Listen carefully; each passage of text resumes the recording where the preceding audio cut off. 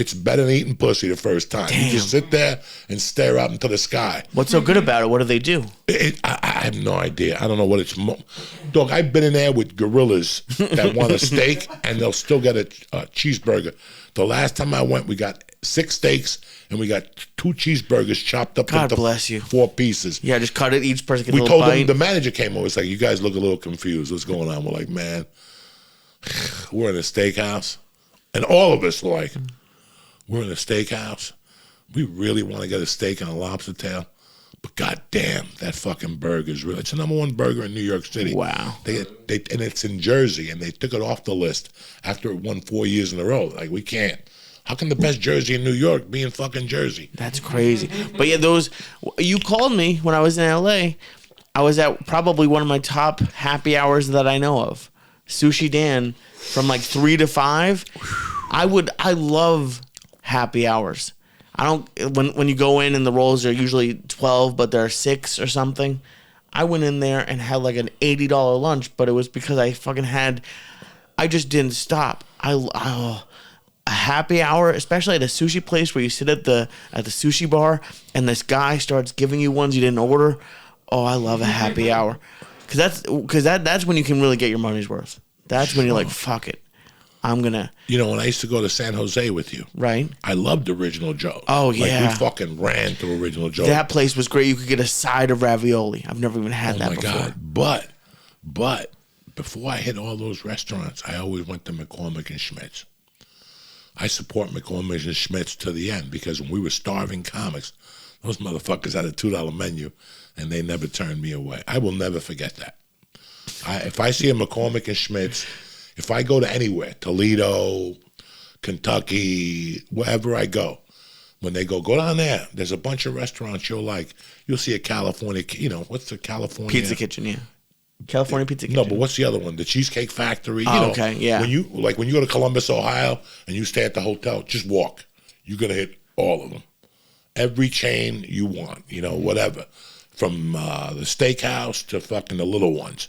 But if I see a McCormick and Schmidt's, they all go out the window. I go support them first, because when me, Josh Wolf, Brody, we were broke fucking comics. And I'm talking about guys, when you're like looking at a bag of chips going, I hope this thing has protein in it.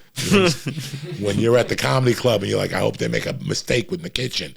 That type of hunger. And we would go to McCormick and Schmidt's, and they had a $2 fucking menu.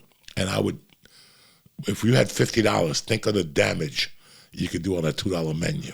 Oof. The $2 menu was from 4 to 7 and from 10 to close. And you'd be there at what, 10:01? We'd get there right after the show. We'd get there at 11:15 maybe and stay till 2.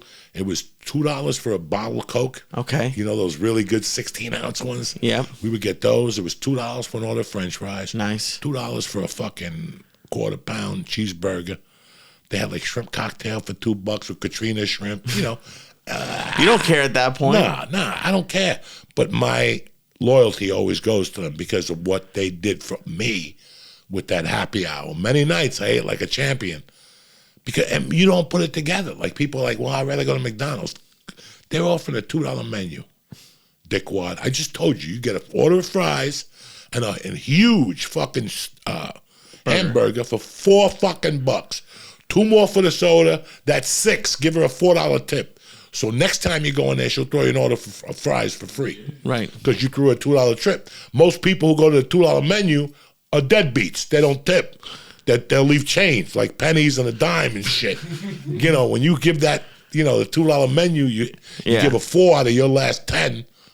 And she's probably going, God damn, good for you.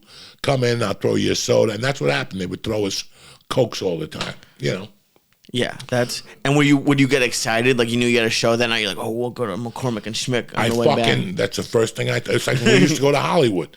What was our thing on Saturday nights? We always went and got a piece of pizza with Eric. We did comedy, but then we did our comedy. Let's go get a slice of pizza, and we'd giggle and then go home. It was a simple fucking night. We'd go, and I did the drive the last time, but we'd only stop if there was a parking spot. I would get pissed when there was no parking spot. Because there wasn't always a parking spot there, but we'd stop. There was just, when you're going like that, like you were saying earlier about getting something to go home, like after a spot to go and grab that slice, and we'd get two, eat one there, bring one home. You have that one waiting. God. There's nothing like setting up the night with food. When you're a fat fuck, these are the things you do. And listen, some people may go to McDonald's to get prepared. I'm not mad at you. Some people might go to Taco Bell. That's part of it. That's crazy that we also had Taco Bell on my block in L.A. Yeah. And that fucking Taco Bell at night, dog, it would wrap around the corner. Cars couldn't even fucking drive on Magnolia. Oh, it was open all night. Yeah, this was open all night. And that's the only thing. It opened all night in L.A. And that's what always, when you go, how are these people eating this shit? And you're like, people are still smoking cigarettes after all the warnings. Yeah. So people going to do what the fuck they want. Last thing I want to talk to you about real quick, not big, I just want to see what your thoughts on it were. Okay. No offense either. No, for anybody who watches it, please give us a fucking break. How do you feel being Jewish with all this shit going on the last fucking 3 weeks, 2 weeks? So I'll preface this by saying I avoid the news. So I know what he said vaguely, but the problem is like I've seen like the clips, and then I was talking to someone who's like really into that world, and he was saying, well, he said it a different way. It's definitely tough. It's tough. Like the Death Con thing, I don't know what you mean by that, but that doesn't seem good. And then the part that's like scary is like not even so much that he says it, but then I forget where it was. I think it was somewhere at like a sporting event. Someone had a projector that was projecting like Kanye was right about the Jews. Someone in like LA or somewhere had like a sign up on the overpass that the Kanye was right about the Jews. It's just people are so angry that like you don't know what people are going to do, and I get being frustrated and I get all of that because I don't know what's going on in Kanye's life, but yeah, it's all the shit going around. It can get scary because you don't know what's going to set someone off. If you say something, if you say someone finds out you're Jewish and they go crazy, it's just a weird time. But I to be honest, I avoid it, and it is as much as like it's crazy what he said, and it's crazy that like how quickly his entire world just came crashing down. Just like Adidas is gone, he's getting escorted out of Puma or wherever it was. I saw on something that he's on an interview, he said like I didn't break any laws, and he didn't break any laws, but in this day and age, you just can't say shit like that. We had a podcast. I did a podcast with Mike last week, and I spoke about that I didn't know the impact that a person can have with their voice. Yeah. I never did, And I've been warned before as a child, be careful what you say and shit, but I never looked at it like that. I thought Kanye's remarks were like any other idiot's remarks in life. They're going to be dismissed. Not being a Jewish person, but liking having a lot of Jewish friends, some I consider family, some I consider friends. I looked at it and I was like, because the first thing you read is Jamie Lee Curtis, who isn't Jewish, broke into tears because her father was Jewish. Then again, people forget Halloween's around the corner and she's trying to sell tickets for a fucking movie again. Yeah. October's her fucking month, so she's got to come up with something. So when I saw that right away, I go, here come the phonies. Right. Yeah, there's a lot of that. I saw that. He was around for a week and the comments were out there. And then I saw that CA had let him go. And I called one of my agents and I go, you let my boy go, like a joke. And he goes, Joey, we had to. Yeah, they have no choice. He goes, we had to. Not because, listen, at first he was off the meds. There's 1,000 excuses I could make for you. And in time, they'll blow over. People understand mental health as the kid from Comedy Central that's quitting. The Daily Trevor Noah, yeah. Trevor Noah said the same thing. I said, and I didn't copy it from him. I saw he said it days later. I got no beef with mental health. Right. It's not just him. If you look at wide along the spectrum, you're going to see a lot of people that are slowly losing their mind little by little. Entertainers, Antonio Brown walked off a field and threw his shirt. I'm 59 years old. I've been watching football for years. Nobody's ever quit in the middle of a game, throwing his shirt up in the fucking air and done it. And I got 1,000 fucking theories. Yeah. I'm not conspiracy theories, but I got 1,000 legit theories that I watched a lot of 60 Minutes. I read a lot of stuff. That little break in life that we had, it affected people. It gave us too much time to think. Right. For some people, they didn't think enough. For some people, they got all this time to think. And once the world opened up, they went out there like a fucking racehorse, and they didn't deal with the shit that they had brought upon with the pandemic.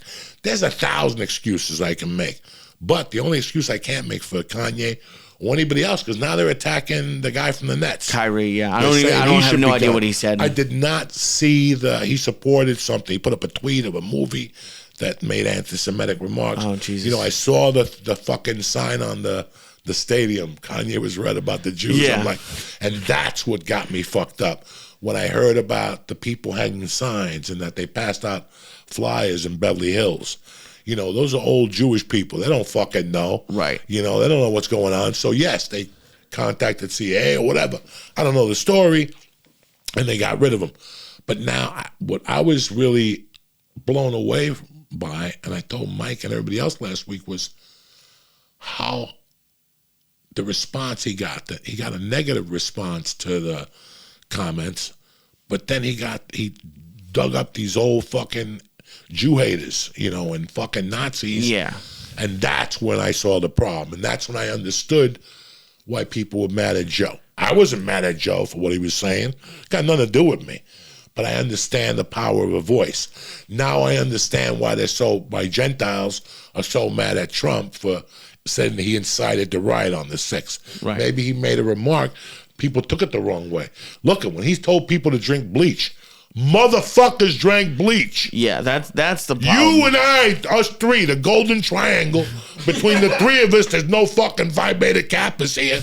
We didn't drink the fucking How dare bleach. you say that?